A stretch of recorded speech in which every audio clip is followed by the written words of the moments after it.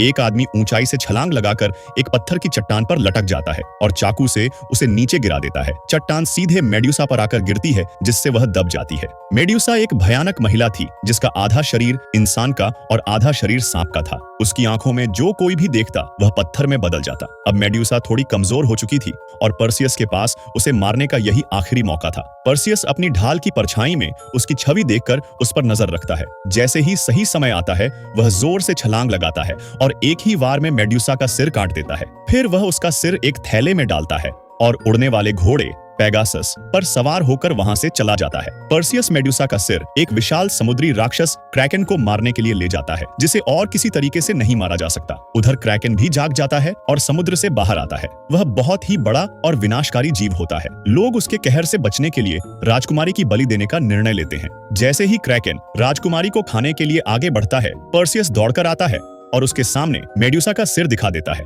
Kraken medusa की आंखों में देखता है, वह पत्थर में बदलने लगता है। धीरे धीरे वह पूरी तरह पत्थर बनकर टूट जाता है। उसका एक पत्थर का टुकड़ा राजा पर गिरता है, जिससे उसकी मृत्यु हो जाती है। राजकुमारी की जान बचाने के बदले वह पर्सियस से बहुत खुश होती है और उसे नया राजा बनने का प्रस्ताव देती है। लेकिन पर्सियस इस अवसर को ठुकरा देता है और वहां से चला जाता है। फिर पर्सियस को उसका पिता देवता ज्यूस मिलता है। ज्यूस उसके साहसिक कार्यों से बहुत प्रसन्न होता है और उसे उसका मरा हुआ प्यार वापस देता है। साथ ही उसे अनंत जीवन का वरदान भी मिलता है।